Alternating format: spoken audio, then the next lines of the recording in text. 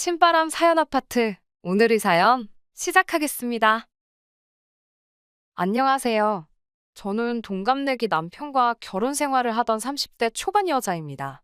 남편이랑은 결혼한 지 1년 만에 그렇게 되었습니다. 결혼한 지 1년밖에 안 돼서 이혼을 할 줄은 정말 꿈에도 상상하지 못했는데 일이 이렇게까지 되어버렸네요. 제가 남편과 이혼을 하게 된 이유는 남편의 지나친 경제관념이에요. 수지타산을 따지는 것도 아니고 심지어 어떨 땐 누가 봐도 비효율적이고 비상식적인데도 그냥 돈을 아껴요. 한마디로 자기 지갑에서 돈 나가는 꼴을 못 보더라고요. 지금 생각해보면 연애 때도 그랬어요. 당연히 다른 사람한테 돈 쓰는 걸 싫어하고 웬만한 건 다 더치페이를 해요. 그리고 취향과 상관없이 그냥 모든 걸 싸게 하는 걸 좋아해요. 갖고 싶은 게 있어도 다른 비슷한 제품이 더 싸면 두 번 생각도 하지 않고 무조건 더 싼 걸로 고르는 식입니다. 그런데 그때는 저나 남편이나 중소기업에서 적은 임금을 받으며 다녔기 때문에 남편의 그런 태도에 크게 불편을 느끼지는 못했어요. 어차피 쓸래야 쓸 돈이 없었고 그렇다 보니 저 역시 싼 걸 찾아다니는 경우가 있었으니까요. 게다가 남편은 입버릇처럼 사치 부리지 말고 차곡차곡 모아서 저랑 행복하게 살고 싶다고 늘 말해왔어요. 그러니까 조금 짠돌이처럼 보일지라도 저와 다 결혼하기 전에 살림을 차리기 위해 이렇게 아끼고 있는 거라고 말을 했지요. 저한테 엄청 잘 하기도 했고, 우리 둘 다 회사에서 벌이가 그닥이기 때문에 지금 아끼고 있는 것에 대해서 저도 큰 불만은 없었어요. 거기에 남편은 항상 우리 젊을 때 조금이라도 더 모아서 노년에 재밌게 놀러 다니면서 살자고도 했거든요. 오히려 저는 남편을 계획적이고 알뜰한 남자라고만 생각했지, 이 정도로 지지리궁상인지는 생각도 못했습니다. 그렇게 2년 정도 연애를 하고 결혼 이야기가 나왔어요. 사실 저는 다른 건 몰라도 결혼에 관한 건 어느 정도 아끼지 않고 하고 싶었어요.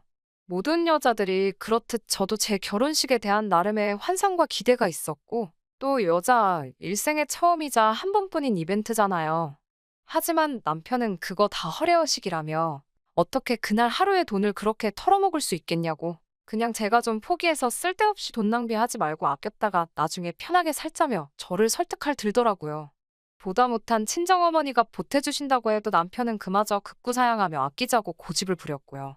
결국 친정어머니가 남편 몰래 보태주신 돈으로 그나마 드레스하고 메이크업은 제 취향대로 할 수 있었어요. 거기에 코로나 시국 덕분에 결혼을 하고도 신혼여행도 해외로 갈 수가 없었어요. 그래서 아쉬운 대로 제주도라도 가보자 해서 제주도에 가게 됐고요. 저는 남편에게 한 번뿐인 허니문 숙소인 만큼 좋은 곳에 머물고 싶다고 했어요. 그런데 남편은 수학여행이나 갈 법한 펜션을 예약해뒀더라고요. 펜션이라고 세련되고 분위기 낼 만한 곳이 많았는데도 정말 어디 단체에서 단체 여행을 올 만한 곳으로 골라놨더라고요. 저는 펜션을 보고 이게 뭐냐는 듯하는 표정을 짓고 있는데 남편은 저보고 표정이 왜 그러냐고, 내부도 다 리모델링 된 곳인데 가격도 너무 좋지 않냐면서 저한테 자랑하듯 이야기를 하더라고요.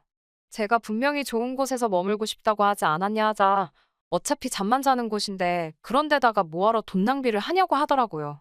분노한 제가 위약금을 내가며 취소하고 호텔을 예약했습니다. 하지만 남편은 제가 자기가 고른 곳을 취소했다는 사실보다 그 위약금 몇 푼에 화가 나 있더라고요. 여행지 내내 돈 아껴야 된다면서 밥도 제 거만 시키게 하고 한 사람 앞에 하나 시켜야 하는 곳에서는 자기는 안 먹을 테니 밖에서 기다리겠다고 저 혼자서만 먹으라고까지 했어요.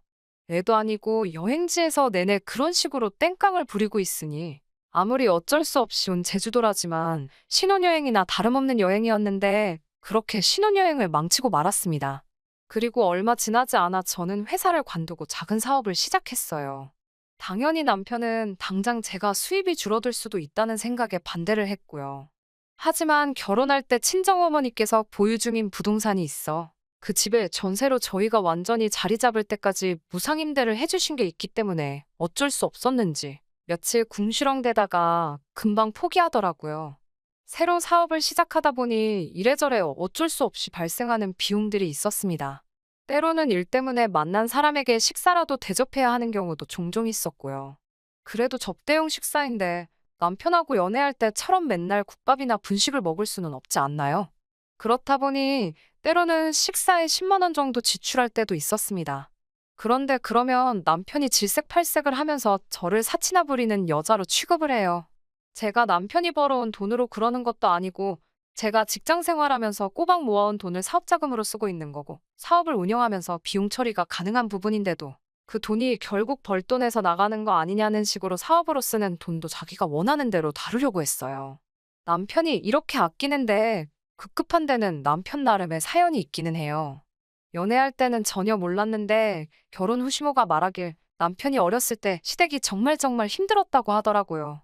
장남이었던 남편은 돈을 아껴 쓰는 걸 습관화할 수밖에 없었고 그러다 보니 지금도 금액이 조금만 커지면 엄청난 죄책감을 느낀다고요.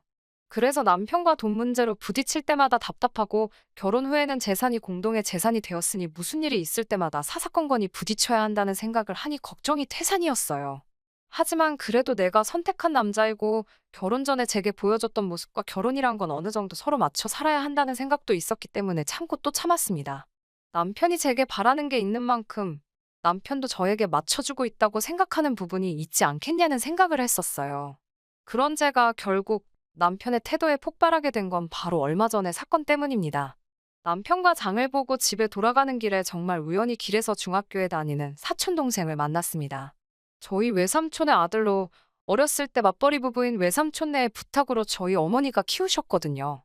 사촌 동생이 저랑 나이 차이가 많이 나다 보니 사춘기가 오고 난 뒤로부터는 저를 예전보다는 어려워하긴 하지만 외동인 저한테는 그때부터 쭉 친동생이나 마찬가지였어요. 얼마 전 삼촌네가 근처로 이사 왔다는 이야기는 들었는데 정말 신기하게 사촌 동생을 길에서 마주친 거죠. 동생에게 어디 가냐고 물었더니 아침부터 아파서 고생하다가 결국 병원 가서 약 받고 집에 가고 있다고 하더라고요. 시간을 보니 외삼촌도 외숙모도 안 계실 시간 같아서 집에 가면 누구 있냐고 물었어요. 그러자 아무도 없다고 하길래 동생 안색도 안 좋아 보이고 해서 제가 억지로 근처에 있는 죽집에 끌고 갔어요. 어떻게든 밥 한 끼는 먹여서 보내야겠더라고요. 동생은 싫다고 했지만 제 마음이 안 좋아서 억지로 죽집에 데려가 앉혔어요. 근데 보니까 남편 표정이 별로 안 좋더라고요.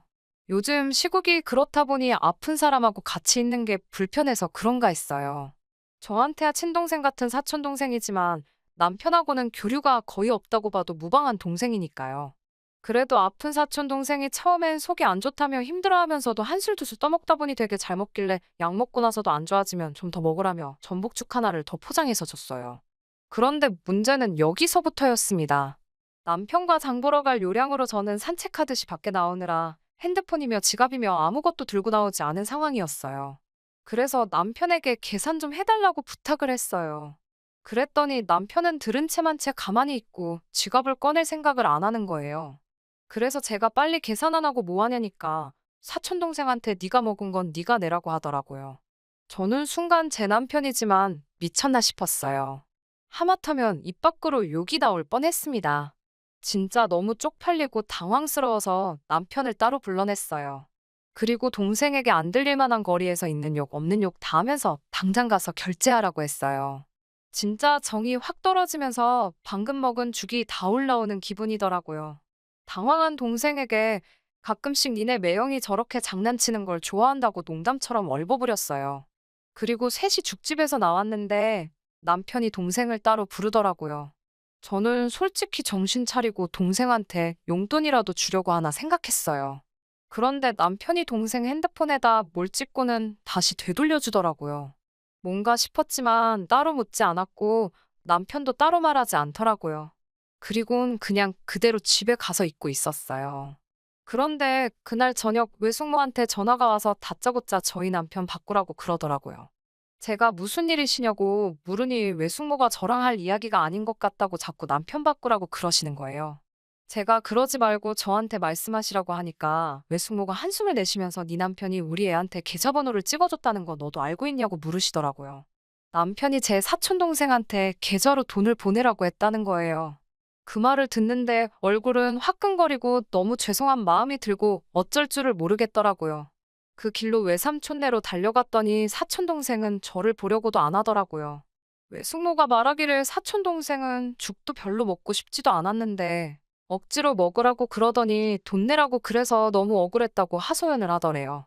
자긴 돈도 없는데 어떡하냐고요. 안 그래도 동생이 사춘기가 와서 예전처럼 지내지 못하는 데다가 이제 저희 집 근처로 이사까지 왔으니 가까이 살면서 잘 지내고 싶었는데 오히려 더 멀어져 버리게 된 거예요. 동생한테 정말 정말 미안하다고 빌듯이 사과하고 용돈 10만 원 쥐어주고 다시 한번 제대로 사과했어요.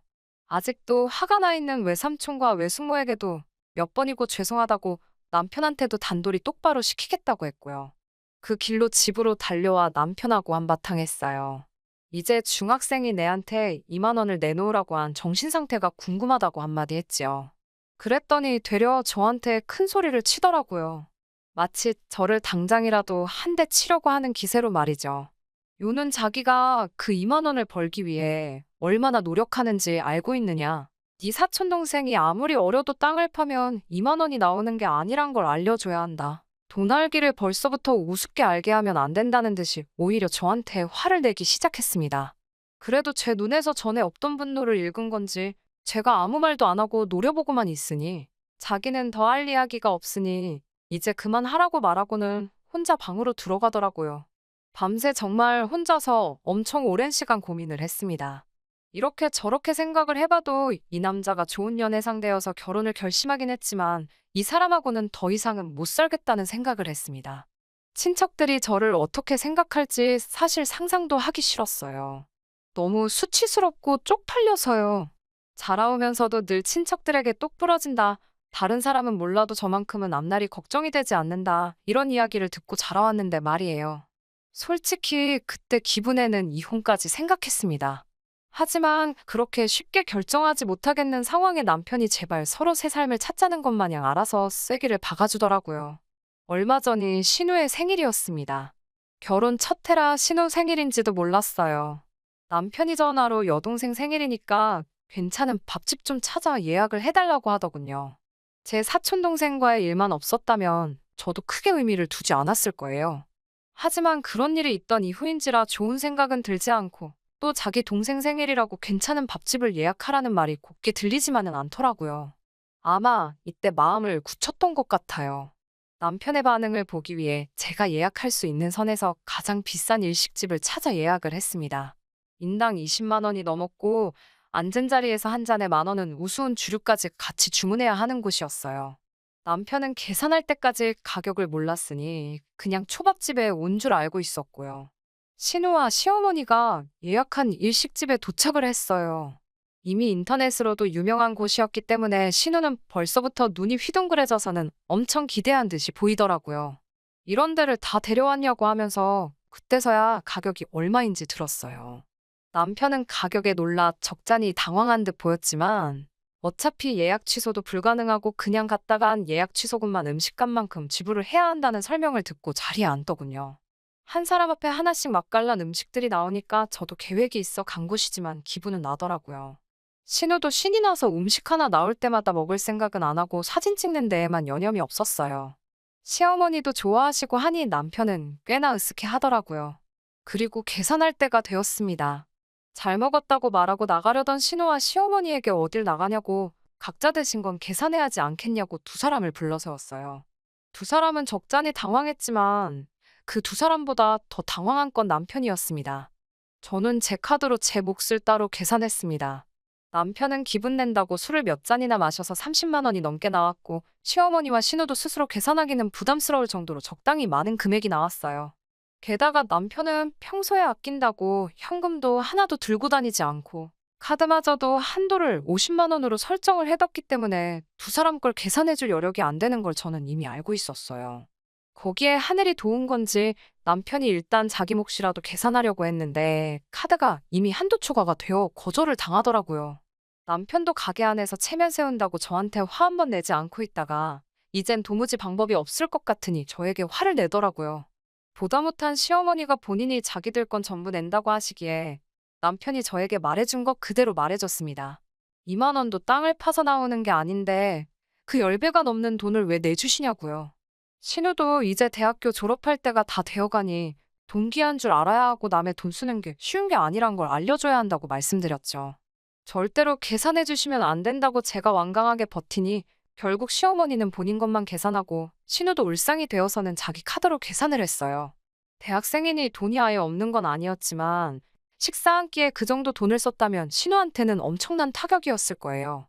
두 사람은 기분이 나빴던 건지 자기들 계산이 끝나고 가게 밖으로 나가버렸습니다. 남편만 계산을 못하고 있는 상황이었어요. 이러지도 저러지도 못하니 기세 좋게 화를 내던 남편도 나중에는 저한테 돈 좀 내달라고 빌더라고요. 저는 제 거 냈으니까 너 거는 너가 알아서 하라고 하고 집으로 돌아왔어요. 결국 남편은 근처에 있는 은행 ATM기까지 뛰어가서 자기 돈을 찾아와 계산을 했는가 봐요. 제가 집에 돌아오고 얼마 지나지 않아서 따라 들어오더라고요. 얼굴은 시뻘개져서 씩씩대고 있는 꼴을 보니 속이 참 후련했어요. 남편은 대번에 저한테 그게 뭐 하는 짓이냐며 화를 내기 시작했습니다. 저는 그게 뭐가 어떠냐면서 아무렇지도 않게 받아쳤지요. 어떻게 자기 가족들 앞에서 자기를 그렇게 쪽을 줄 수 있냐며 화를 내더라고요.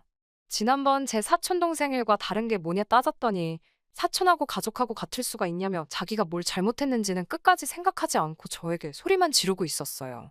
검소한 것도 잔돌이인 것도 최대한 이해하려고 해봤지만 또 자기 가족 얽힌 일에선 이렇게 내로남불까지 하는 사람이라고는 생각도 못했습니다. 일관적이게 짠돌이 짓을 할 거면 자기 체면이 어떻든 간에 제가 그 자리에서 시어머니와 시누에게 본인 몫을 각자 지불하라고 했을 때 그렇게 하라고 거들었을 테죠. 그런데 자기 가족이 먹는 밥은 얼마가 되었든 자기가 지불할 용의가 있다고 우기는 거 아닌가요? 물론 그 금액이 비싼 건 여전히 아까워하겠지만요. 여기서 더 남편과 실갱이하면서 서로 소리쳐 싸워봤자 감정만 상할 뿐이란 걸 알고 있었어요. 애초에 원초적인 해결이 필요했던 거죠. 그렇게 좋아하는 돈, 이제 혼자서 벌고 쓰고 알아서 맘대로 하라고 했지요. 그랬더니 말귀는 또 못 알아듣고 하는 말이 갑자기 왜 그러냐고, 혹시 제가 하는 사업이 잘 안 돼서 그러는 거냐고 하더라고요. 그저 돈 이야기 앞에는 저렇게 민감해져서 앞으로 이 남자와는 어떻게 행복할 틈이 없을 것 같다는 확신이 들었습니다. 이혼하자고 단도직입적으로 말을 해주니 그제서야 그러지 말라고 빌더라고요. 아까 혼내던 모습은 온데간데 없고 울먹이기까지 했습니다. 남편에게 나랑 결혼은 왜 했냐고 했더니 신혼부부로 살면 대출도 싸게 나오고 여러 가지 혜택이 좋지 않냐고 하더라고요. 그 와중에도 저를 사랑해서 결혼한 거라는 대답을 듣고 앞으로 잘해보자고 하려던 제가 다 한심해지더라고요. 그래서 결국 남편과는 이혼하게 되었습니다. 집이야 친정어머니 집에 무상으로 살고 있었으니 아무 문제가 없었고 혼인기간이 짧다 보니 분할할 재산도 없었습니다. 처음에는 그나마도 잘못했다고 사과를 하기는 했지만 나중에도 제가 마음을 굽히질 않으니 이혼 비용에 돈을 아끼고 싶었는지 순순히 합의를 해주더군요. 그나마 둘 사이에 아이가 없던 게 다행인 것 같네요. 회사는 그만뒀지만 사업이 어느 정도 자리를 잡고 있어서 이혼을 한다고 하더라도 당장 제 자신 하나는 건사할 수 있겠다 싶습니다. 검소한 것과 짠돌이는 종이 한 장 차이입니다. 사람을 자세히 파악하지 못한 제 자신도 있지만 정말 저 같은 사건을 겪기 전까지는 알 수 없기도 하겠지요. 제가 사람을 잘못 본 거기는 하지만 연애할 때 감정 때문에 단점을 장점으로 받아들이시는 분이 없으면 참 좋겠네요. 그래도 거지 같은 남편을 떠나 다시 새 출발하게 되었으니 사연 들어주신 분들께 감사드리고 저한테 앞으로 좋은 일 생길 거라 응원의 메시지 한번 보내주시면 참 감사하겠습니다. 이만 사연 마치도록 하겠습니다. 안녕하세요. 30대 여성입니다. 제가 이렇게 사연을 보내게 된 이유는 저희 시아버지 때문이에요. 시어머니도 아니고 신우도 아닌 시아버지 때문에 제가 이혼을 결심하게 될 줄은 상상도 못했어요. 시아버지가 그런 분이실 줄이야. 솔직히 시아버지 성격이 드세서 힘들어요. 막말을 하셔서 힘들어요. 뭐 그런 이야기야. 다른 분들의 사연에서도 종종 나오는 이야기잖아요. 하지만 저는 저희 아버님 같은 분은 정말이지 본 적도 들은 적도 없네요. 하긴 결국엔 남편이 제일 문제였습니다. 남편이라도 아버님으로부터 저를 보호해줬다면 제가 아버님을 안 보고 살면 안 보고 살았지 이혼까지는 생각하지 않았을 테니까요. 남편과 저는 성격이 많이 달라요. 두 사람 성격 중 누가 더 좋다 나쁘다를 떠나서 저는 주변 사람들의 눈치를 좀 보는 편이지요. 그렇다고 상대방한테 빌빌거리는 건 아니고 눈치껏 행동한다고 할까요? 짚고 넘어가야 할 일은 짚고 넘어가는 편이고요. 반면에 남편은 눈치가 없는 편이고 굳이 서로 불편한 상황은 만들어서 뭐하냐. 안 해도 될 말은 하지 말자는 식이지요. 제가 남편과 이혼하게 된 이유를 이야기하려면 일단 저에 대해서 설명을 해야 할 것 같아요. 제가 대학생일 때 저희 부모님께서는 음주운전 교통사고로 세상을 떠나셨습니다. 하지만 가해자를 탓하고 원망하고 슬퍼할 겨를도 없이 제가 처리해야 할 일들이 많았어요. 부모님께선 작은 식당을 운영하고 계셨는데 도무지 저 혼자 어떻게 할 수가 없어서 가게를 팔았습니다. 부모님이 생전에 고생하시면서 일구신 재산이라 생각하고 권리금까지 받아서 팔았습니다. 이 밖에도 아파트를 상속받게 되었고 얼마의 예적금 그리고 보험금도 좀 나왔어요. 이 과정에서 정말 상처가 되었던 건 친척들의 반응이었습니다. 원래도 친정 부모님과 친가 어른들의 사이가 좋지 않았기에 애시당초 그쪽에 기댈 생각도 기대도 전혀 없었거든요. 하지만 그런 막말까지 듣게 될 줄은 몰랐습니다. 작은 숙부라는 사람이 저더러 아주 돈독이 올랐다나 돈의 환장을 했냐던가 그러면서 욕심이 사나우면 벌 받는다고 그 돈 사촌 동생들하고 좀 나눠 쓰랍니다. 자기 형이 죽었는데 졸지의 조카가 부모를 다 잃었는데 뚫린 입이라고 저딴 소리를 하나 싶더군요. 진짜 인간으로도 안 보였어요. 외가 쪽도 사정은 다르지 않았습니다. 그래도 부모님이 살아계셨을 당시 외가하고는 관계가 괜찮은 편이었거든요. 그렇다 보니 사고를 알아차리자마자 이모와 삼촌들에게 먼저 연락을 하게 되었지요. 하지만 돈 앞에 장사 없다더니 그 말이 딱이었어요. 장례를 치르고 어느 정도 상황이 수습되고 나자 큰이모가 연락을 해오셨습니다. 어머니께 4명의 형제자매들이 있었는데 저는 그 중에서도 큰이모를 제일 잘 따랐거든요. 그래서 큰이모가 저에게 아파트를 팔고 당신과 같이 살자고 했을 때 그런 음흉스러운 계획이 있을 거라곤 상상도 하지 못했습니다. 큰이모가 말하기를 제 안전도 걱정이 되고 딸처럼 챙겨주고 싶어서 그렇다고 했으니까요. 부모님과의 추억이 담긴 아파트라서 팔고 싶지 않았지만 그래도 한편으로는 이제 이 땅에 내가 믿을 건 큰이모밖에 없다 싶어서 결국 아파트를 내놓았습니다. 뿐만 아니라 큰이모는 하루라도 빨리 저와 함께 살고 싶으시다며 금매로 처분하라고 조언까지 해주셨어요. 그리고 그때만 해도 저는 큰이모의 말에 다른 뜻이 있을 거라곤 조금도 의심하지 않았지요. 며칠 뒤 아파트 계약서를 쓴 날이었습니다. 이제 거의 다 끝나간다. 속이 시원하다며 큰이모가 일단 아파트 잔금까지 받으면 제가 가진 돈은 전부 당신한테 맡기라 하셨어요. 몇 배로 불려주신다는 말과 함께요. 그때 뭔가 조금 깨름직한 기분이 들었지만 어떻게 말해야 할지 모르겠더군요. 그리고 그날 밤 이모와 이모부가 하시는 대화를 듣고 전 크게 충격을 받고 말았습니다. 두 분께서 제 돈을 가지고 사업 계획을 세우고 계셨으니까요. 정신이 번쩍 들었고 이튿날 저는 바로 계약자에게 연락을 취했어요. 그리곤 생판남인 그분에게 구구절절 제 상황을 털어놓았습니다. 다행히 제 또래의 딸이 있다는 그 여사님께서 그 누구보다 저를 위로해 주시며 계약을 물러주셨네요. 시간이 흘러 원래대로면 잔금을 받았어야 하는 날이었습니다. 이른 아침부터 몇 시에 부동산에 가냐며 같이 가자고 연락을 해온 큰이모에게 곰곰이 생각해봤는데 역시나 아파트는 안 팔고 싶다고 그리고 돈 관리도 제가 알아서 하겠다고 말씀드렸습니다. 그러자 큰이모는 처음엔 저를 어르고 달래시는 듯 하더니 결국 얼마 가지 않아 화를 내시며 속내를 드러내셨습니다. 너 크는 동안 내가 너한테 얼마나 잘해줬는데 하늘에 있는 네 엄마가 너 욕심 사납다고 욕할 거라면서 별의별 소리를 다 하시더라고요. 그 이후로는 정말이지 아무도 믿을 수 없게 되었습니다. 이후로 기댈 수 있는 가족 하나 없이 10년을 혼자 살았습니다. 그러다 우연히 남편을 소개받게 되었지요. 제 모든 상황을 알면서도 남편은 개의치 않는 눈치였어요. 그리고 남편이 프로포즈를 해왔을 무렵에는 성격 차이로 인한 다툼도 많이 줄어든 상태였고요. 그래서 결혼을 결심했지요. 하지만 저에게도 가족이 생긴다는 기쁨이 컸던 탓인지 나름대로 따질 건 따지고 고른다고 골랐는데도 못 보고 지나친 것들이 있었네요. 결국 이렇게 이혼을 하게 된 걸 보면 제가 헛똑똑이었나 봐요. 아무래도 친정이 없다 보니 상견례는 따로 하지 않았습니다. 상견례에 나서주실 어른들이 없다는 걸 시부모님께서 이해해 주셨어요. 결혼식이나 혼수, 예당 같은 경우 제가 부모님이 물려주신 집에서 살고 있었는데 위치 자체가 저나 남편 직장에서 그다지 멀지 않아서 남편이 들어와서 살기로 했습니다. 혼술해봤자 이미 집에 기본적인 가구 과자는 다 갖춰져 있었기에 남편이 크게 돈 쓸 게 없었어요. 하지만 예단은 생략하기가 어려웠습니다. 주변 지인들이 그래도 네가 해가는 게 많은데 무슨 예단까지 해가냐고 한마디씩 하긴 해줬지만 당시만 해도 솔직히 저 말이지요. 시부모님과 정말 잘 지내고 싶었습니다. 저희 부모님이다 생각하고 잘해드리고 싶었고 정말 딸 같은 며느리가 되고 싶었습니다. 잘 보여서 예쁨 많이 받고 사랑도 많이 받고 싶었네요. 그래서 예단으로 두 분께 명품 시계 해드렸습니다.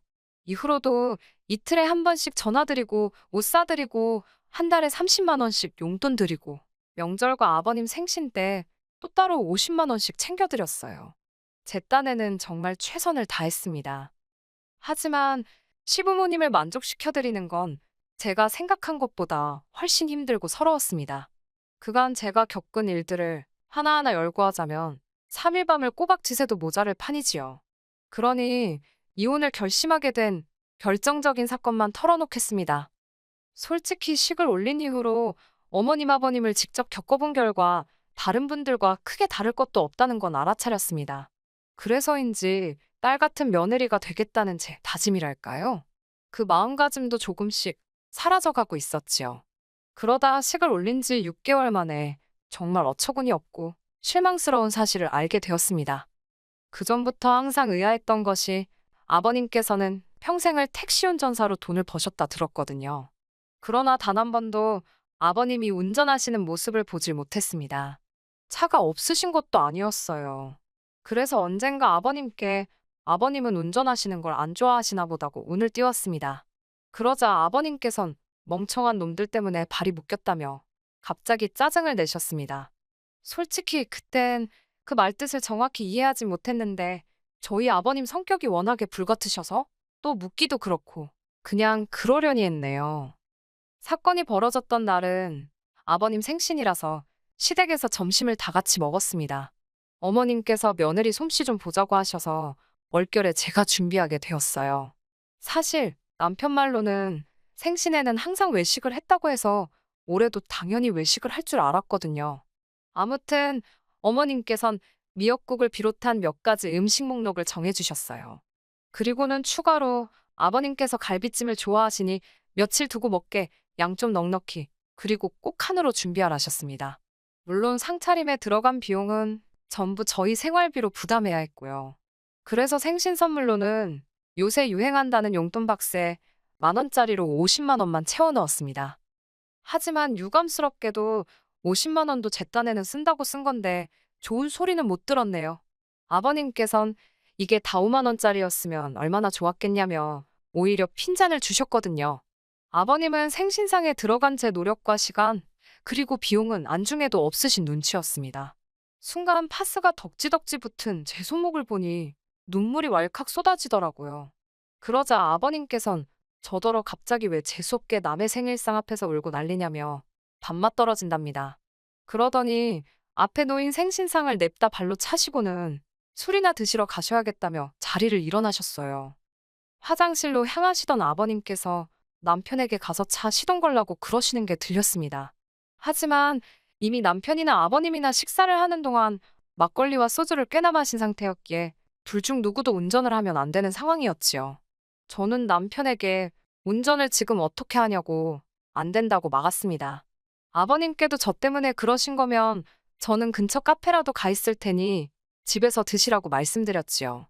그러자 아버님께선 진짜 저 때문에 술맛 떨어진다며 어떻게 시애비 비위도 하나 못 맞추냐입니다. 며느리가 좀 아버님하고 달라붙고 아양도 떨고 그래야 되는데 진짜 별로랍니다.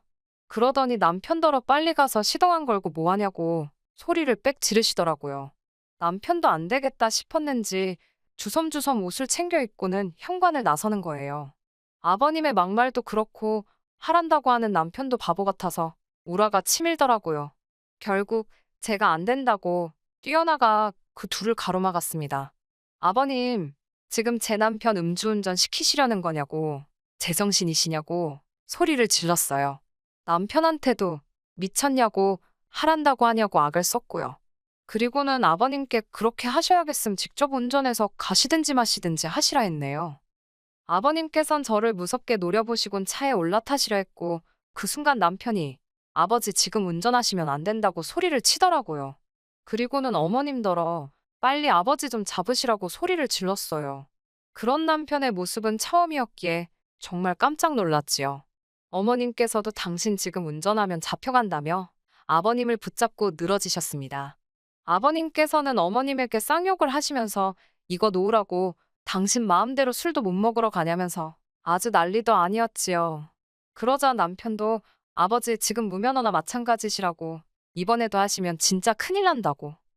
결국 한바탕 소동이 있고 나서야 아버님은 누구한테 하시는 건지도 알 수 없는 욕지거리를 내뱉으시며 집 안으로 들어가셨습니다. 저와 남편도 진땀을 뺐고 대리운전을 불러서 집에 오게 되었지요. 집에 도착하자마자 남편에게 아까 했던 이야기가 다 뭐냐고 물었습니다.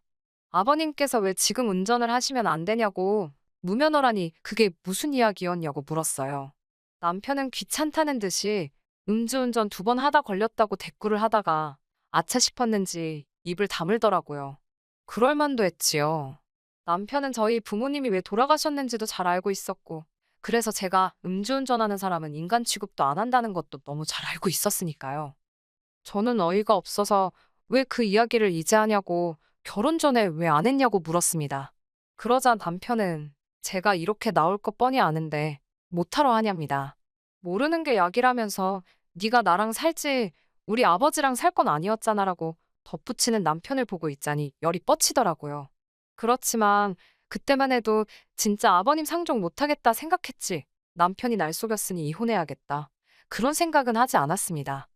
하지만 이튿날 일요일 아침이었습니다. 전날의 그 난리부르스와 아버님의 충격적인 과거 덕분에 새벽까지 잠을 못 이루고 설치다가 새벽 4시가 되어서야 간신히 눈을 붙였거든요. 그런데 아침 7시부터 전화벨이 울리더군요. 어머님이셨습니다. 간밤에 무슨 일이라도 있으셨던 건가 싶어 놀란 가슴으로 전화를 받았지요. 그러자 어머님께선 아버님이 저와 남편을 찾으신다며 지금 당장 시댁으로 오라고 하셨습니다. 문득 어제 있었던 일이 머릿속을 스치면서 짜증이 스멀스멀 올라오더라고요. 게다가 아버님 생각까지 하니 가서 표정 관리나 할 수 있을지 자신이 없었지요. 하지만 어쨌든 그때만 해도 앞으로 안 보고 살겠다까지는 아니었으니까 일단은 남편과 함께 시댁으로 향했습니다. 시댁에 도착하니 아버님께서 저와 남편에게 할 이야기가 있으시다 했습니다. 어제보단 멀쩡해지셨길래 솔직히 사과라도 하려고 하시나 하다못해 어제 일에 대해 나름대로 변명이라도 하시려나 싶었어요. 하지만 그런 제 기대는 얼마 가지 않아 산산조각이 났습니다. 아버님께선 남편더런 당신 옆에 앉으라고 하시더니 저를 향해 설교를 시작하셨습니다. 부모도 없는 저를 당신 며느리로 삼겠다 했을 때는 당신도 어느 정도 접고 들어간 부분이 있었답니다. 그래도 좋은 대학 나와 회사 다닌다고 하길래 말귀는 잘 알아듣고 싹싹한 줄 알았다나요. 그런데 요새 하는 걸 보면 영 당신 마음에 차지 않으신다며 이렇게 빡대가리인지 몰랐답니다. 전에는 이 집에서 당신 말 토다는 인간이 없었는데 여자 하나를 잘못 들여서 자기가 별꼴을 다 본다고요. 아버님의 막말에 결국 제가 폭발을 했고 저는 아버님께 처음으로 대들었습니다. 저야말로 아버님 성격이 우악스럽고 개떡 같은 건 알고 있었지만 범죄자인 줄은 몰랐다고요. 음주운전으로 면허 취소라니 그게 인간이 할 짓이냐고 소리를 질렀습니다. 설령 실수라 치더라도 반성을 해야지 어제 그냥 운전하시게 둘 걸 그랬다고. 그래서 경찰 불러서 쇠고랑차게 만들었어야 한다고 악을 썼어요. 그러자 남편이 저더러 미쳤냐길래 진짜 미친 게 어떤 건지 보여줄 거냐고 소리를 지르고는 부엌으로 향했습니다. 제가 김치통에 바리바리 해왔던 갈비찜이 냉장고 안에 있었거든요. 그걸 끄집어내서는 뚜껑 열고 거실 바닥에 던졌습니다. 그 갈색 김치통 아시지요? 덕분에 거실 바닥에는 온통 갈비찜 양념의 기름기가. 그러자 어머님께선 저더러 완전히 돌았냐고 아버님 앞에서 이게 무슨 행패냐며 저더러 빨리 죄송하다고 그러랍니다. 한 번도 저한테 따뜻하게 며느리라고 불러주신 적 없으신, 늘 저에게 야, 너 라고 부르시던 어머님이셨어요. 그동안 서러웠던 일들이 전부 한 번에 터져나오는 기분이었습니다. 남편이란 자식도 저를 붙들고는 한다는 소리가 자기 아버지 성질 몰라서 그러냐며 어떻게 뒷감당을 하려고 이러냐입니다. 빨리 지금이라도 싹싹 빌라대요. 그런 남편에게 넌 네 앞가림이나 잘하고 이제 집에 들어올 생각은 하지 말라 했습니다. 막말로 우리 부모님은 네 예비 같은 인간 때문에 돌아가신 거라고 쪽팔린 줄 알고 미안한 줄 알라고요. 이후로는 뭐 구구절절 이야기할 필요도 없겠네요. 남편이랑 깔끔하게 갈라섰습니다. 염치도 없고 낯짝 두꺼운 남편이란 작작해서 제 아파트는 물론이고 오만 가지를 다 탐을 내더라고요. 제가 먼저 이혼하자고 했으니 위자료를 줘야 한다나요? 네 하고 싶은 대로 하라고 했습니다. 법대로 하고 싶으면 법대로 하고 소송 걸고 싶으면 소송 걸라고요. 역시나 아무 일도 없었습니다. 그냥 스무스하게 헤어졌지요. 진짜 웃겼던 건 저희가 협의 이혼을 했다 보니 한 달의 숙려 기간이 주어졌었거든요. 그 한 달이 다 끝나갈 즈음에서 어머님 아버님이 저에게 만나자고 연락을 해오셨더라고요. 이제 뭐 겁날 것도 없겠다. 만났습니다. 그러자 두 분이 제 손을 부여잡으시곤 얼마나 그동안 힘들었냐며 당신들이 진작에 마음의 문을 열지 못해서 미안하답니다. 딸 같은 며느리라고 생각하다 보니 이것저것 가르쳐주고 싶은 게 많았다나요. 그러면서 다시 처음부터 시작한다 생각하고 잘해보잡니다. 뭐 때문에 갑자기 그러신 건지는 지금도 모르겠어요. 돈 때문인가 싶기도 하고. 하지만 진심이었든 아니었든 저에겐 더 이상 중요한 문제가 아니었지요. 저는 그냥 한바탕 신나게 웃고는 조심히 들어가시라 했습니다. 다시는 연락하지 마시라고요. 1년도 못 살고 호적 지저분해지고 솔직히 하늘에 계신 부모님을 생각하면 죄송스럽고 슬프고 그렇습니다. 아마 하늘에 계신 부모님도 저를 보면서 그러시겠지요? 속상하고 미안하고 세상 그 어디에도 부모님처럼 저를 사랑해줄 사람은 없다는 걸 너무 잘 알게 된 지금. 그 어느 때보다 떠난 부모님이 그립네요. 하지만 저 하늘 어디선가 저를 응원하고 계실 부모님을 생각하며 슬퍼하기보단 씩씩하게 살겠습니다. 결혼 5년 차에 접어드는 사람입니다. 아직 저와 남편 사이에는 아이가 없네요. 일부러 아이를 갖지 않은 건 아니에요. 오히려 결혼 직후부터 정말 거른 적 한 번 없었고 매달마다 테스트기 사용하며 살고 있습니다.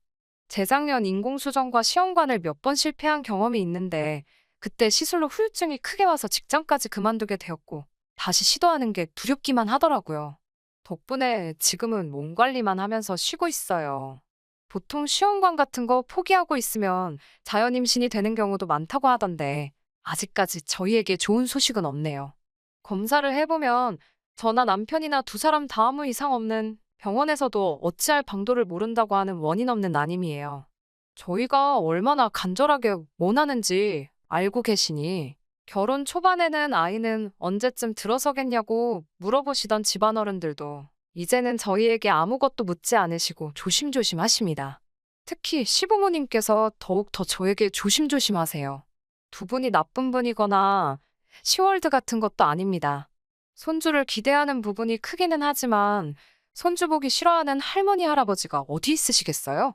저희 친정부모님도 기다리시는 건 마찬가지고. 그런데 제가 시술 부작용 때문에 직장을 그만두게 된 걸 가지고 시부모님이 저한테 미안한 마음을 가지고 계신 것 같아요. 너무 부담을 주고 강요해서 제 몸만 상하고 멀쩡히 다니는 회사까지 그만두게 만든 것 아닌가 하시면서요. 제가 직장을 그만둔 지도 벌써 2년이 다 되어 가는데 시부모님이 가지고 계신 건물 1층에 공실이 나게 되면서 저한테 월세를 받지 않을 테니 거기서 뭐 할 만한 사업이 있는지 알아보라고 하셨어요. 몫이 좋은 곳이라 굳이 저한테 넘기지 않으셔도 세입자 찾는데 전혀 어려움이 없으실 텐데 아직도 제가 쉬고 있는 이유가 본인들에 있다고 생각하시고 저를 배려해 주신 부분인 거죠. 정말 몸둘바를 모를 정도로 감사할 일인데 이것 때문에 아주 스트레스 받는 일이 생겨버렸네요. 남편 위로 누나가 한 명 있어요. 형님은 시집 간 지도 오래되었고 자식도 셋이나 있습니다. 원래부터도 말을 조금 조심성 없이 하는 스타일이었어요. 일부러 그러는 건지는 모르겠지만 약간 듣는 사람 불편하고 기분 나쁘게 말하는 사람들 있잖아요. 형님네와 서로 집이 가까운 편이고 남편과 아주버님이 서로 잘 통하는 성격이라 그런지 교류가 잦은 편입니다. 저희 집에 놀러와서 두 사람이 한 잔 걸치고 밖에 당구라도 치러 가는 날에는 꼼짝없이 신우와 함께 시간을 보내야 해요.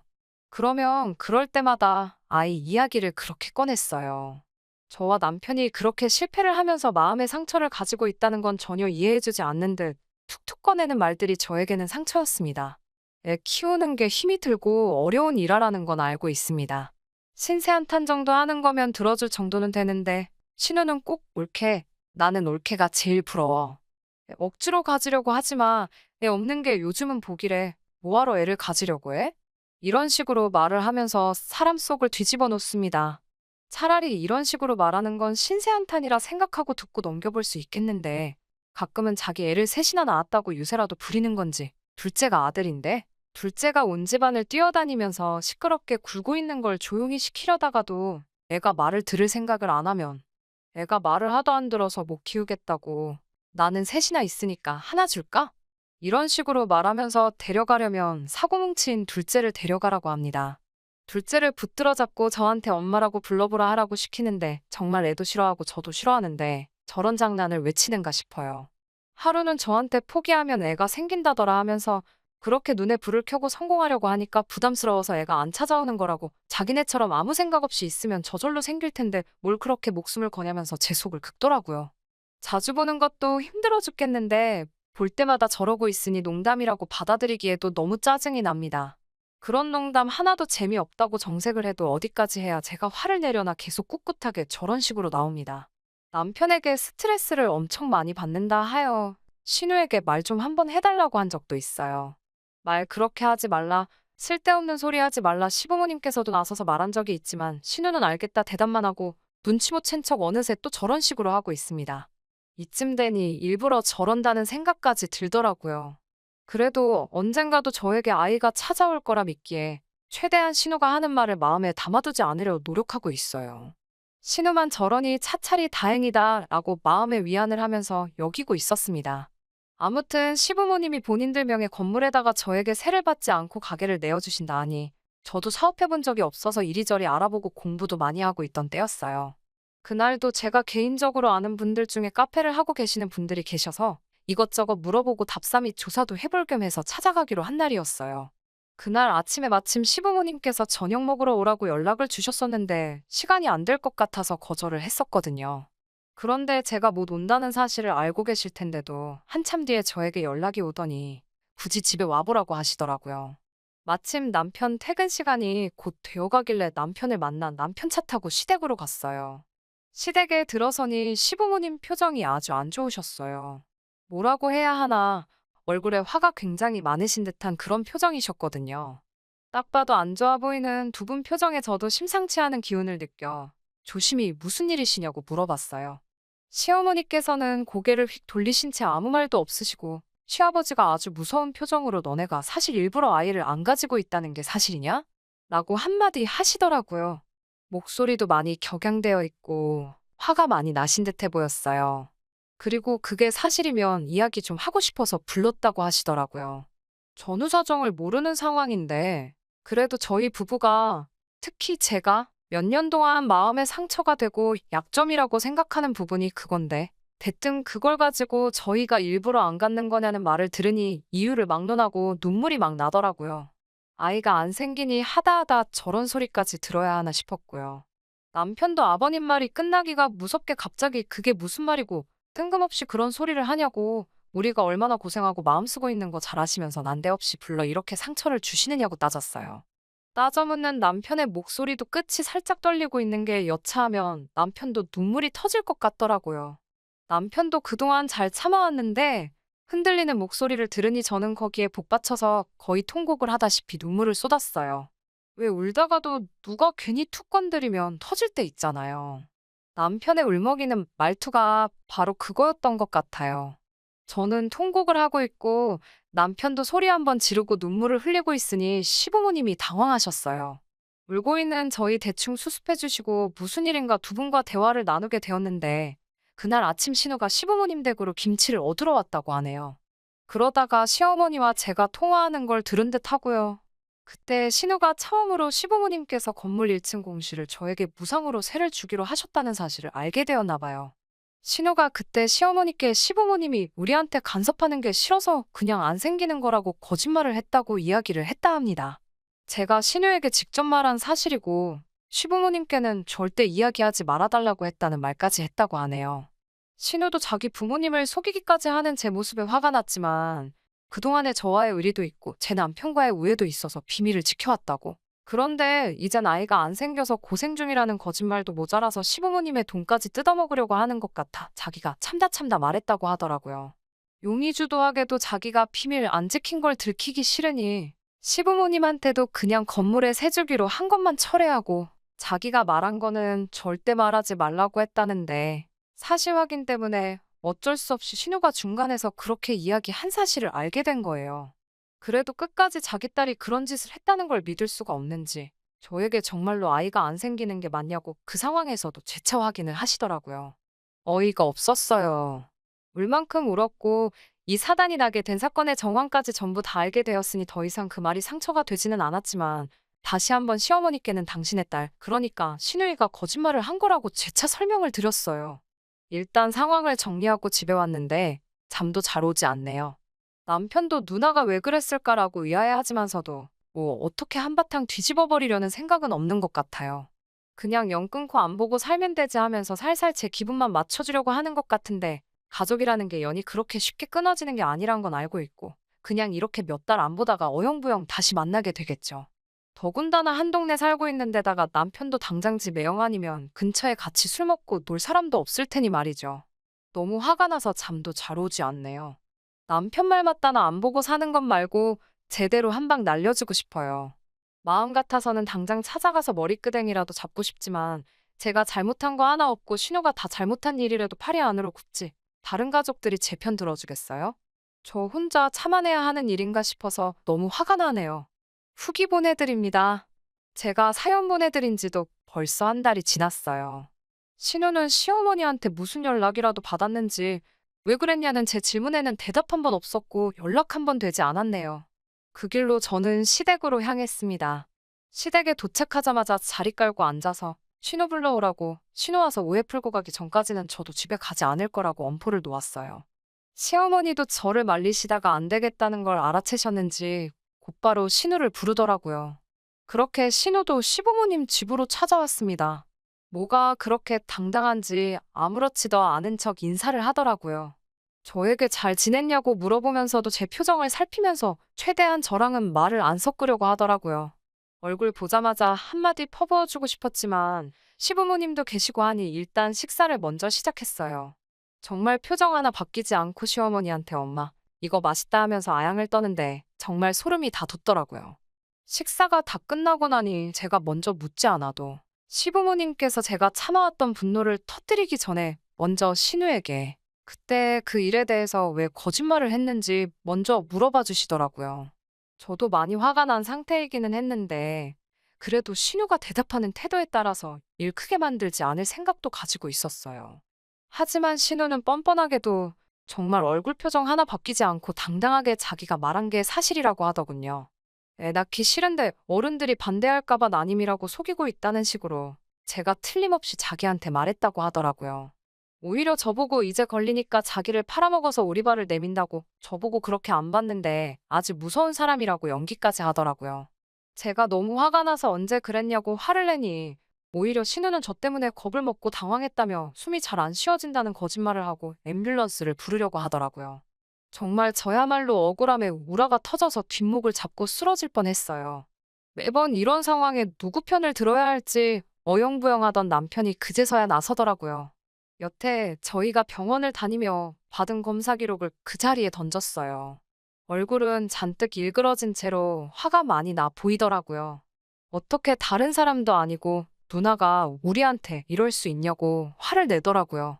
신우가 발뺌하지 못할 증거 앞에 깨갱거리고 아무 말도 못하고 있었어요. 시부모님도 이미 진작에 신우가 거짓말하고 있는 걸 알고 있었으니 신우에게 왜 있지도 않은 사실을 진짜처럼 만들어서 여러 사람 마음 상하게 하느냐고 아주 혼쭐이 나고 있었죠. 아주버님도 이때만큼은 형님의 편을 들어주지 못하고 꿔다 놓은 보릿자루 마냥 가만히 앉아서 바닥만 바라보고 있었어요. 신우는 그제서야 엉엉 울면서 쟤들한테 암만 애가 없는 게 불쌍하다고 해도 나는 애가 셋이나 있고 엄마의 친딸인데 어떻게 엄마는 상가 건물을 쟤한테 돈 한 푼 안 받고 세를 줄 생각을 하느냐고요. 저는 애도 없으니 다시 회사 같은 거 들어가려면 얼마든지 들어갈 수 있는데 말인즉슨 며느리인 제가 딸인 자기를 제치고 무언가를 받는 게 배가 아파서 꾸민 수행이라고 하더라고요. 시어머니가 묵직한 돌직구를 신우한테 꽂아주었어요. 마음 같아서는 시어머니도 신우가 마음 상하지 않게 그에 상응하는 만큼 해주려고 했었다고 하시네요. 하지만 워낙에 계획성도 추진력도 없는 못 믿어온 성격인데다가 지금 이렇게 거짓말까지 해가며 저와 시부모님, 나아가서는 남편과 시부모님 사이까지 이간질을 하려고 한 신보가 고약해서 해주려던 것도 못 해주겠다고 하십니다. 너가 거짓말했던 것도 우리는 이미 다 알고 있었고 그 건물 때문에 그러는 것도 알고 있었다고. 사실대로 말했으면 뭐라도 하나 해줬을 텐데 네 마지막 기회를 너가 차버린 거라고 쓴소리를 하시고 더는 너같이 마음 씀씀이 나쁜 사람에게 해주고 싶은 것이 없다고 확고하게 선을 그으시더라고요. 방바닥에 발을 동동 구르며 큰 소리로 울고 있는 신우를 아주버님이 겨우 수습해서 집으로 데리고 나갔어요. 신우가 나가니까 집이 언제 그랬냐는 듯 조용해지더라고요. 시부모님은 저에게 사실관계도 따져보지 않고 딸 말만 듣고 저에게 뭐라고 한 게 정말 미안하다고 사과하셨습니다. 저도 오해가 풀려서 다행이라고, 그래도 이렇게 거짓이 아닌 걸 알게 되었으니 저도 마음에 담아두지 않겠다고 말씀드렸어요. 시부모님이 가지고 계신 건물은 정말 몫이 좋은 곳이었습니다. 이 시국에도 상권이 죽지 않고 활발하고 장사도 정말 잘 되고 있어요. 요즘은 돈 벌리는 재미에 피곤한 것도 모르고 일을 하고 있습니다. 신은혜는 아직도 시부모님하고는 연락을 안 하고 지내는 것 같아요. 신우가 삐진 듯 연락을 안 하고 있는데 아쉬운 건 신우일 텐데 도대체 무슨 배짱으로 저러고 있는지 모르겠어요. 자식이기는 부모 없다고 시부모님은 신우를 조만간 용서해 주시겠죠. 그래도 신우가 저렇게 고자세로 나와서는 소용없을 것 같습니다. 안타깝게도 아직도 아이 소식은 없네요. 이제 장사도 시작한 이래 가장 성수기가 될 것 같고 당분간은 이 바쁨을 만끽하면서 지낼 예정입니다. 내년에는 몸도 다 추스러서 시술이 되었든 자연 임신이 되었든 이번이 마지막이다 생각하고 저희 부부를 그리고 더불어 저희 가족들 모두 행복하게 해줄 아이가 찾아오도록 최선을 다해서 노력해볼 계획이에요. 오랜 기다림이니만큼 내년에는 더 좋은 소식이 있었으면 좋겠습니다. 그럼 이만 후기 마치도록 하겠습니다. 안녕하세요. 올해로 34살, 결혼한 지는 6년이 된 주부였습니다. 남편과 저 사이에는 아이가 없었고요. 검사를 받았는데 문제는 제 쪽에 있었고, 이 사실을 친정도, 시댁도 알고 있던 상황입니다. 그래도 남편한테 문제가 있는 것보다 저한테 문제가 있는 게 시술을 통해 극복할 수 있는 확률이 더 높다길래 몸 상하지 않는 선에서 계속해서 시도 중이었습니다. 하지만 이제 다 소용없는 일이겠네요. 남편은 요즘 보기 드물 정도의 효자였어요. 어느 정도냐면 혼자 계시는 시아버지 걱정된다며 저랑 결혼하는 것도 다시 생각해 보려던 사람이었으니까요. 남편 위로 아주버님이 두 분 계십니다. 아무리 남자만 셋인 집안이어도 장남도 아니고 막내인 남편이 부양의 의무를 느끼고 있다는 게 말이 된다고 생각하지 않았어요. 생활비조로 얼마 정도만 보내주고 시아버지를 말 그대로 손절했다는 형님들은 한 번도 만나뵌 적 없었지만 저에겐 좋은 인상의 사람들이 아니었어요. 저는 남편이 부양의 의무에 대해서 이야기할 때 시아버지께서 어디 불편하신 곳이 있으신 건가 하는 생각을 했었거든요. 혼자서 밥도 못 드시고 집안일도 아무것도 못 하신다는 말을 들었을 때 정말 몸이 어디 안 좋으신 거구나 하고 확신을 했었는데 제 생각이 틀렸었습니다. 시아버지께서는 사지멀쩡하시고 심지어 엄청 세련되시기까지 하셨으니까요. 옷도 젊은 사람들이 입는 브랜드에 대해서 줄줄 꿰고 계시고 멋부리는 거에 관심도 많아 보이셨어요. 오히려 체격도 새님 스타일인 남편보다 훨씬 좋아 보였고요. 첫 인상은 신기하고 재밌으신 분이었지만 그때 왜 형님 되실 분들이 시아버지를 손절했는지 깨닫게 되었습니다. 전형적인 한량 스타일의 시아버지였고 책임감이나 생활력은 전혀 없어 보이셨어요. 결혼이야 애초부터 양가 지원받을 계획이 없었기도 한데 첫 만나는 자리에서 저희 결혼에 보태줄 돈은 하나도 없으니까 그 부분은 알아서 하라고 못을 박으시더라고요. 그러면서도 결혼하면 첫째네는 자기한테 얼마를 주고 있고 둘째네는 얼마를 주고 있으니 저희가 아무리 막내라도 이 정도는 줘야 하지 않겠냐고 말씀하시며 자기한테 달마다 보내야 할 생활비는 얼마 정도였으면 좋겠다. 이렇게 미리 알려주셨어요. 남편에게는 그때 생활비도 이렇게 넉넉히 받으시는데 왜 부양을 이유로 나와야 결혼을 꺼려 했었냐라고 물어보니 남편은 자기가 말하지 않았냐고 시아버지 혼자 힘으로는 청소며 빨래는 물론이고 쌀밥도 하실 줄 모른답니다. 정말 남이 해주는 것 받아오면서만 자랐고 노는 것 말고는 스스로 하실 줄 아는 게 정말 아무것도 없다고 말을 해왔어요. 그래도 그나마 다행인 건 그런 아버지 밑에서 자란 자식들 셋은 정상이었다는 거죠. 시아버지 앞으로 옛날부터 재산이 많았었다네요. 할머니께서 시장에서 돈놀이 비슷한 거를 하셨고 그 유산을 그대로 물려받았대요. 대책 없는 시아버지 생활에 어머님이 도망가시고부터도 그렇게 경제적으로도 모자람 없이 지내왔다고 합니다. 어찌되었든 지금 빈털터리가 된 상황까지 자기들 교육시켜주고 끝까지 책임지신 것에 대한 은혜를 갚아야 한다고 생각하더라고요. 아버님을 처음 뵙기 전까지는 저는 그냥 아프신 몸으로 자식들 훌륭하게 키워낸 그런 분으로만 생각을 했고 남편도 그 은혜에 보답하고 싶어하는 효자라고 생각했기 때문에 그래도 결혼 초반 몇 년간은 제가 모시고 살 생각도 어느 정도 하고 있었어요. 그런데 아버님을 실제로 뵙고 나서는 그 생각이 쏙 들어가게 되었습니다. 아버님 댁을 나오자마자부터 남편과는 그걸 이유로 옥신각신하게 되었어요. 왜 모신다고 해놓고 이제 와서 말을 바꾸냐. 이런 식으로 남편의 언성이 높아지니 베란다에 잠깐 담배 피러 나오신 아버님께서 그 말을 들었나 봐요. 저희를 다시 올라오라고 부르시더라고요. 어차피 남편이 혼자 되실 아버님 때문에 결혼을 꺼려한 데다가 집 앞에서 언쟁을 하며 제가 모시기 싫어한다는 사실까지 이야기했고 저도 저런 시아버님과 합가해 모시고 살아야 한다는 생각을 하니 이 결혼이 뒤집어져도 그만이다라는 생각을 했어요. 그래서 그런지 저희를 다시 부르시는데 떨린다거나 두렵다거나 하지 않았습니다. 시아버지는 저희를 앞에 앉혀놓고 말씀을 시작하셨어요. 그런데 시아버지께서 저희에게 꺼낸 말은 참 의외의 말이었습니다. 저는 꼼짝없이 저희 결혼을 반대하려고 하시는구나 생각했거든요. 시아버지가 내 노후 때문에 장가가기를 꺼려하는 거냐라고 물으시며 자기 노후 준비는 생각이 다 되어 있고 준비도 다 되어가고 있으니 걱정하지 말라고 하더라고요. 그리고 저희가 돈만 제때 보내주면 얼굴 안 보고 살아도 그만이라고 첫째나 둘째 형들도 그러고 있지 않느냐고 하셨어요. 오히려 그런 부분에서는 쿨하시더라고요. 아무튼 시아버지 봉양에 대한 문제가 사라지니 결혼 준비는 일사천리로 진행이 되었고 저희는 그렇게 별탈 없이 결혼식을 올리게 되었습니다. 그래도 끝까지 걱정하는 남편의 뜻을 꺾지 못해 신혼집은 그나마 시아버님 사시는 곳에서 그렇게 멀지 않은 곳으로 구하게 되었어요. 남편은 결혼 후에도 청소며 먹을거리며 해주러 아버님 댁에 가고 싶어 했어요. 노후 준비가 다 되어 있다더니 그렇게 긴 텀을 두고 찾아가는 것도 아닌데 매번 갈 때마다 집은 아주 개판이 되어 있고 식사는 다 사서 드시는지 집에는 포장 용기만 굴러다니고 있었어요. 저도 어느 정도 도와주겠다고 생각은 했는데 그래도 신혼부부가 매 주말마다 둘이서 시간 보내는 걸 포기하고 아버님 댁에서 청소하고 밥하고 그러는 건 아니잖아요. 너무 스트레스였어요. 둘만 있어도 시간이 아쉬울 판에 매일 하는 집안일에 더불어 아버님 집까지 가서 또 그걸 하고 있어야 했으니까요. 매주 반복되는 지긋지긋한 패턴에 결국 제가 참지 못해 아버님께 준비해 놓으셨다는 노후 준비는 어떻게 된 건지 직접 물어봤습니다. 아버님은 이제 말을 해야겠다는 생각이 들었는지 다음 주에 올 때 남편의 형들까지 전부 다 같이 해서 와달라고 하더라고요. 무언가 중대 발표가 있을 것 같았습니다. 확신에 차 있는 말투는 역시 뭐가 준비해 놓으신 게 있기는 있구나 하는 모양이었어요. 그날 시아버지 댁에 처음으로 온 가족이 모였습니다.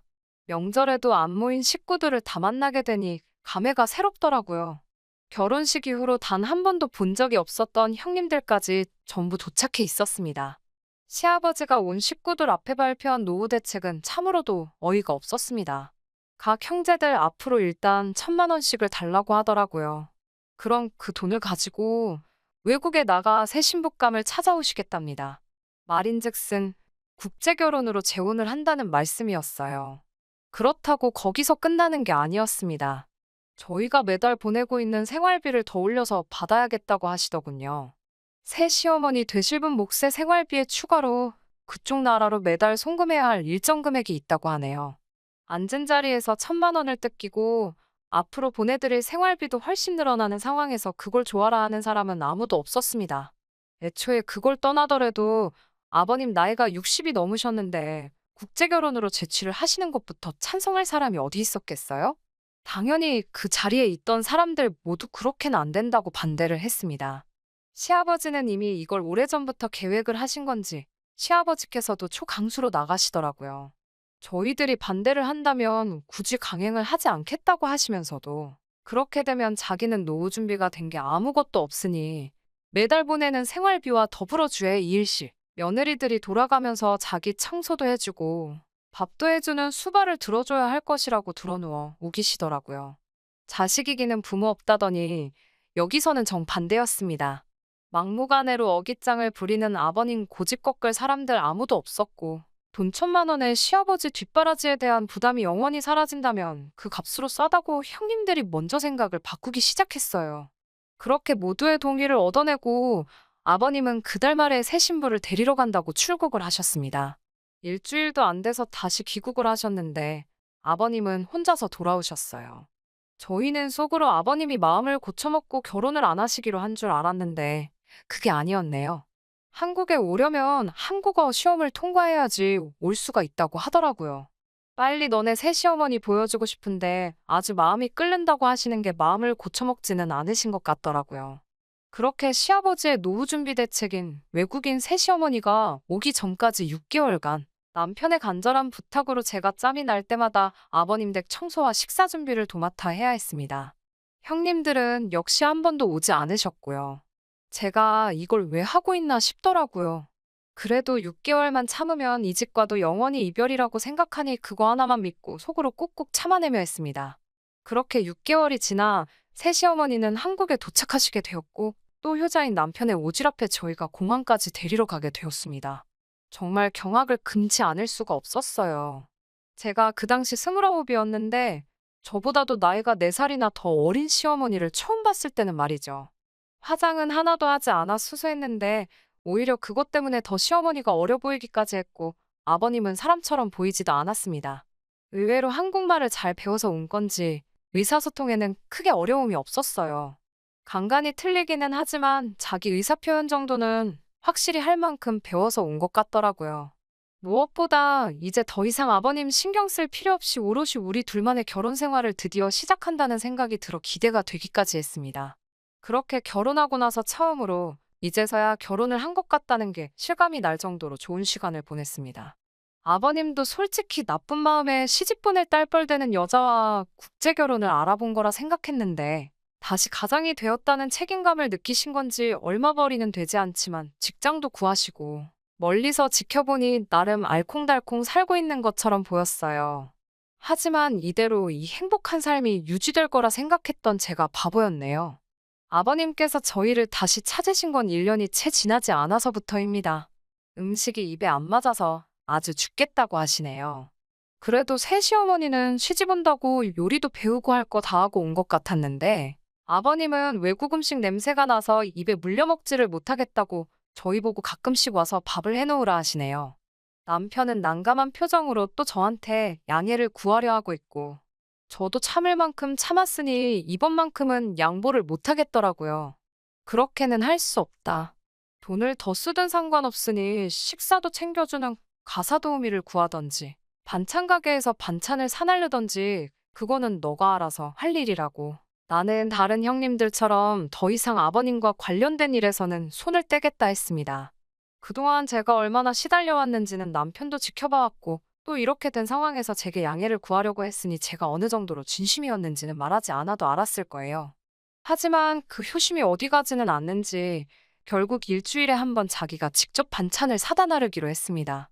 차라리 그때까지 차오르는 효심의 끝까지 자기 아버지 포기하지 못하는 남편을 놓아주었다면 이런 꼬라지를 볼 필요도 없었을 텐데 말이지요. 반찬만 전해주고 오던 남편은 언제부터인가 아버님 댁에 가면 귀가하는 시간이 늦어지기 시작했습니다. 반찬만 사서 전해주고 오는 게 뭐 일이 오래 걸리냐 물으니 남편은 언제까지 반찬을 사다 줄 수는 없으니까 라고 말하며 새어머니한테 반찬 만드는 법을 가르쳐주고 있다고 말을 하더라고요. 집에서도 평소에 살림 하나 안 하는 사람이 무슨 요리를 가르쳐주냐고 따졌지요. 요즘 인터넷이 잘 되어 있어서 어지간한 거는 그거 보고서 따라 만든다고 자기가 요리를 가르쳐주는 게 아니라 이런 게 있다고 설명해주고 재료들 사와서 제대로 만드는지 지켜보고 맛 한번 보고 그러고 나서 돌아오느라고 시간이 좀 걸린다고 합니다. 그 상황이 내키지는 않았어요. 아무리 아버님이 세장가 들어서 가진 새어머니지만 나이가 워낙에 저희 또래인데다가 어리기까지 했으니까요. 하지만 평소 남편의 아버님을 향한 효심도 알고 있는 데다가 남편 또한 이렇게 반찬 몇 가지만 가르쳐 놓으면 앞으로 아버님 댁에 발걸음을 할 일도 없어지지 않느냐고. 길게 보면 자기가 하는 행동을 이해해 줄 것이라며 저를 설득해 줬습니다. 남편이 아버님 댁에 발길을 끊게 된 건 그날로부터 3개월 뒤의 일이었어요. 그 뒤로 3년, 별탈 없이 둘이서 다시 잘 지냈습니다. 다만 남편의 다른 형제들은 아버님이 노후 준비로 국제 결혼을 할 거라는 말을 하게 된 그날 아버님과의 인연을 끊었는데, 유독 제 남편만큼은 명절이며 어버이날이며 아버님을 꼭 챙기기 시작했습니다. 저는 따라가지 않았어요. 따라가지 않았던 게 잘못이었을까요? 그렇게 작년 저희는 더 끔찍한 소식을 듣게 되었습니다. 남편에게 여동생이 생기게 되었다는 사실을요. 아버님도 참 대단하시다 생각했습니다. 아무리 행색을 젊어 보이게 하고 다시신다 하더라도 이제 곧 70을 바라보시는 분인데 말이에요. 그리고 그날 병원에서 울고 있는 시어머니를 토닥여주고 있는 남편을 발견하게 되었습니다. 둘이 친모자지간은 아니지만 그래도 그때는 충분히 그럴 수 있다고 생각했어요. 단지 새 시어머니의 눈물이 기쁨의 의미인지 아니면 그 반대인지 저는 몰랐지만요. 저희는 결혼 6년 차에 아이도 없이 살고 있는데 이러다 아버님의 아이를 제가 보게 되기라도 할까봐 아이가 태어났다는 소식에도 병원에 찾아가지 않았습니다. 병원에 가보려던 남편도 말렸어요. 남의 아이를 걱정할 때가 아니다. 이제 우리도 시술이든 뭐든 해서 준비를 해야지 않겠냐고 말했지요. 그리고 그렇게 얼마 전 시아버지로부터 연락을 받게 되고 남편과 저는 아버님 댁으로 허겁지겁 향하게 되었습니다. 집에는 아이 울음소리밖에 들리지 않고 있고 아이를 돌보고 있어야 할 새시어머니는 그 어느 곳에도 보이지 않았습니다. 옷 가지며 전부 다 가져가지도 않은 것이 어디 급하게 가볼 곳이 있었나 봅니다. 남편은 그 자리를 보고 바들바들 몸을 떨더라고요. 아버님은 일부러 귀화가 끝나면 도망갈까봐 혼인신고도 안 해줬는데 달아났다고 이를 갈고 계시더라고요. 그러면서 하시는 말이 저 애는 니들이 마침 애도 없고 하니까 데려다가 키우라고 하시는 겁니다. 제가 정말 정색하면서 아버님께 처음으로 말대꾸를 했어요. 여태까지 남편 보면서 꾹 참아왔던 게 정말 한 번에 다 터져나오더라고요. 시아버지는 저에게 어이없는 소리까지 덧붙이시더군요. 저 애가 내 아이가 아닐 수도 있다는 말을요. 남편은 그 말에 그게 대체 무슨 소리냐고 정색을 했고 아버님은 남편을 보면서 네가 더 잘 알지 않을 거냐고 말을 하셨습니다. 대충 안 봐도 무슨 상황인지 조각이 맞춰지더라고요. 그렇게 효자인 척 하던 남편은 아버님 앞에 고래고래 소리를 지르며 대체 무슨 말도 안 되는 소리를 하시느냐고 소리를 치더라고요. 아버님 말이라면 꿈뻑 죽던 평소의 남편이 아니었어요. 아버님은 기분 잡쳤다며 밖으로 나가셨고 남편은 울고 있는 아이를 들쳐안고는 조용히 시키는데 여념이 없더라고요. 제가 이상한 생각을 갖고 있어서 그런 건지 아이를 안고 있는 남편의 모습에 알 수 없는 위화감이 들었습니다. 남편은 이런 제 마음도 모르는 건지 아이를 어떻게 하고 싶냐고 묻더라고요. 그 말에 제가 지금 장난치는 거냐고 소리를 질렀어요. 아무리 그래도 그렇지 이 상황에서 그게 할 말이냐고요. 남편도 정색을 하면서 그렇다고 아이가 무슨 잘못이 있느냐고 저에게 따지더라고요.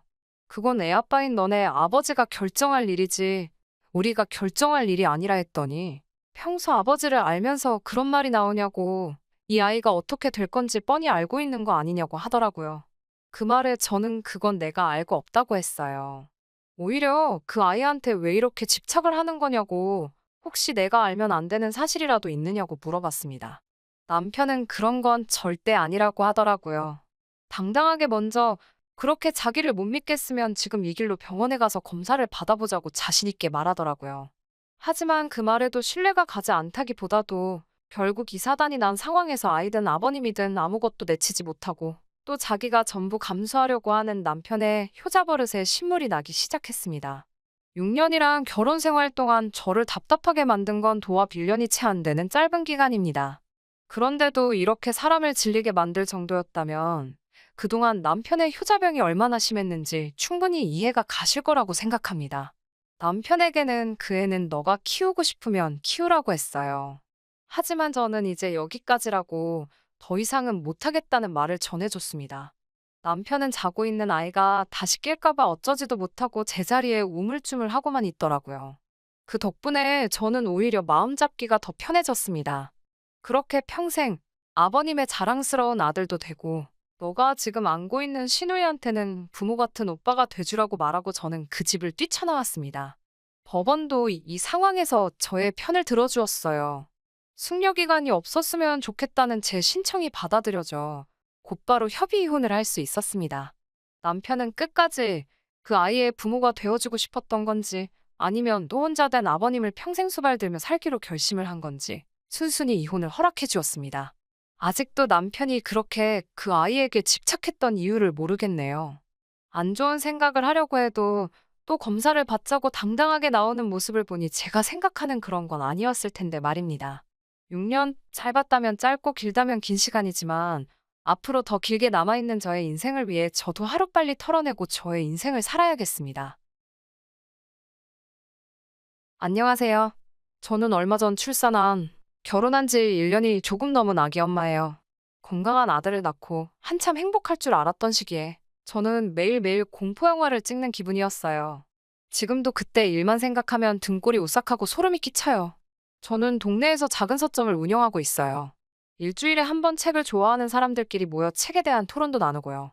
남편은 그 모임의 회원들 중 한 사람이었어요. 한 번은 비가 엄청나게 쏟아지던 날이었어요. 그래서인지 그날따라 남편을 제외하고 아무도 모임에 나오지 않았더라고요. 그래서 저와 남편 단둘이서 토론을 하기 시작했어요. 그런데 이야기를 하다 보니 취향도 성향도 너무 비슷하고 잘 맞더라고요. 2시간 정도면 끝났어야 하는 토론을 우리는 4시간이 넘도록 이어갔고 그날 이후로 자연스럽게 연인 사이로 발전하게 되었지요. 남편은 항상 밝고 주변 사람들에게 너그러운 사람이었어요. 그래서 그의 주변은 늘 사람들이 넘쳐났지요. 하지만 그런 그도 가끔은 소위 동굴에 들어간다고 하나요? 뭔가 알 수 없는 슬픔에 빠져 있는 경우가 있었어요. 한 번은 도대체 왜 그러냐고 물어본 적이 있는데 언젠가 자기가 준비가 되면 말해주겠다고만 하고 털어놓질 않더라고요. 그러다 결혼 이야기가 나오고서야 그 이유를 들을 수 있었어요. 그건 바로 남편의 죽은 남동생에 관한 것이었지요. 남편에게는 원래 쌍둥이 남동생이 있었다고 해요. 15초 차이로 태어난 남동생은 남편에게는 하나뿐인 형제이자 가장 친한 친구였고 그래서 가장 소중한 사람이었대요.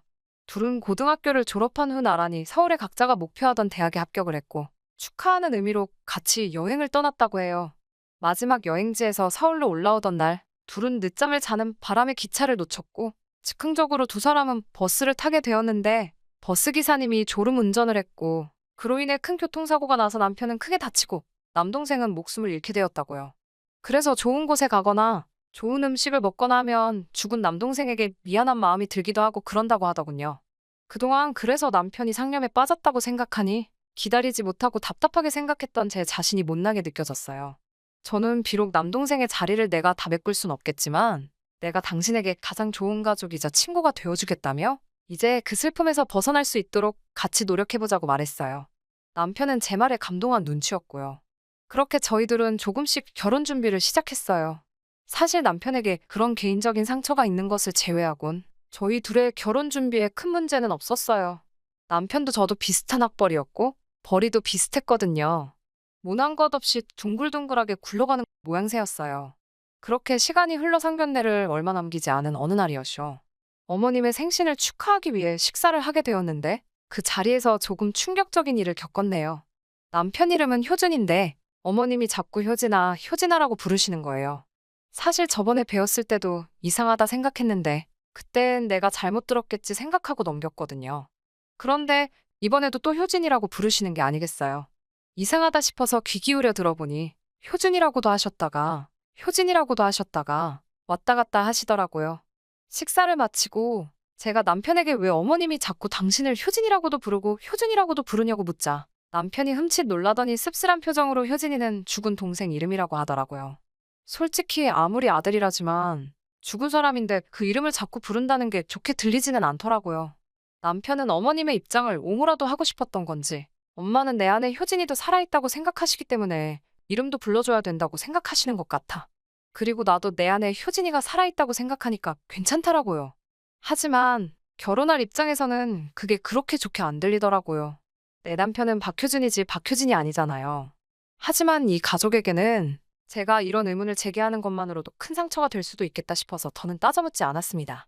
그런데 그날 이후로 이런 미묘하게 소름 끼치는 일들을 자꾸 발견하게 되더라고요. 상견례 당일날 저희 가족 셋째 남편 가족도 셋이기에 총 6명의 자리를 예약했는데요. 예약된 룸에 들어선 어머님이 자릿수를 세시더니 종업원을 불러 의자를 하나 더 놔달라고 하시더라고요. 저는 설마 싶었지만 차마 말은 꺼낼 수가 없어서 가만히 있었는데 아무것도 모르시는 저희 어머니가 의자가 불편하시냐고 물어보시더라고요. 그러자 어머님은 얼굴에 은은한 미소를 띄우시면서 저희 둘째 아들 자리가 빠져서요. 라고 대답하시는 거예요. 저희 어머니가 저에게 박서방한테 동생이 있었어? 라고 물으시는데 뭐라고 대답해야 할지 모르겠더라고요. 제가 어떻게 대답을 해야 하나 안절부절하고 있는데 어머님이 아무렇지도 않으신 듯 네, 있어요. 우리 모두의 마음속에 살고 있어요. 라고 하시는 거예요. 무슨 말인지 잠깐 생각하시던 저희 어머니는 이해를 하셨는지 더는 아무 말씀하지 않으시더군요. 그리고는 무슨 정신으로 상견례를 했는지도 모르겠어요. 집으로 돌아와서 저희 부모님은 저에게 왜 얘기 안 했냐며 뭐라고 하시더라고요. 저도 그걸 뭐 자랑이라고 다 이야기하냐고 효준 씨한테는 큰 마음의 상처고 짐인데 그냥 모르는 척 해달라고 부탁했어요. 남편도 저희 부모님과 저에게 죄송하다며 저희 가족에게는 여전히 큰 아픔이라서 그러니 부디 너그럽게 이해해달라고 하더라고요. 아무튼 그 이후로 결혼식장에서도 빈 의자는 빠지지 않고 등장했고요. 가족 모임이 있는 곳이라면 그곳엔 언제나 빈 의자가 있었어요.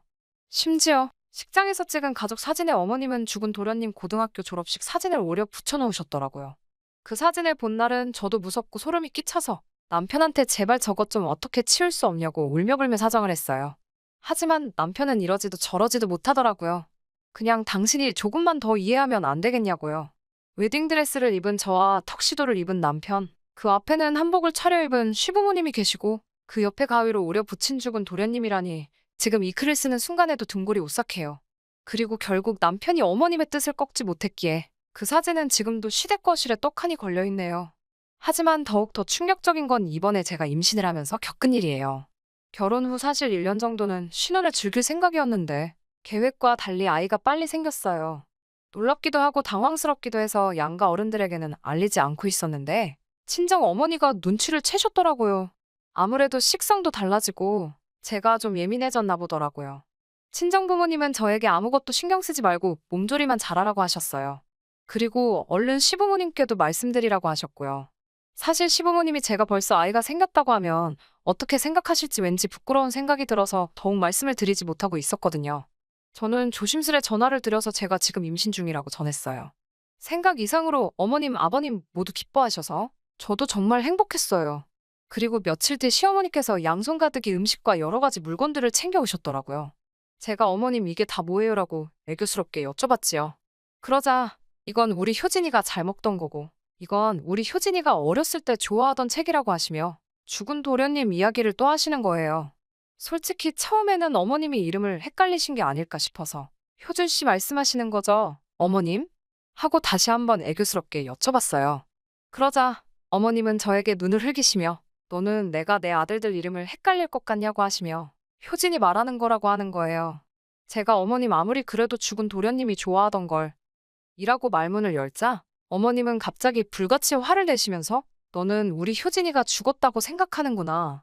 내가 그렇게 걔는 우리 모두 안에서 살아있다고 하는데도 너는 그렇게밖에 말을 못하냐며 정말 매정하다고 하시더군요. 그러더니 갑자기 챙겨오신 음식을 다 싱크대에 부어버리시고는 우리 효진이한테 너 그러는 거 아니다. 하나뿐인 시동생 아니니라며 현관을 쾅 닫고 나가버리시더라고요. 저는 무섭고 억울해서 남편에게 전화를 해 이 모든 상황을 알렸지요. 남편은 한숨을 내쉬고는 얼른 가겠다며 전화를 끊었고요. 얼마 지나지 않아 도착한 남편은 저를 달래면서도 제발 엄마를 이해해달라고 하더라고요. 저는 남편에게 어머님도 현실을 인정하시고 받아들이셔야 한다고, 이런다고 죽은 도련님이 살아 돌아오는 게 아니라고 말했어요.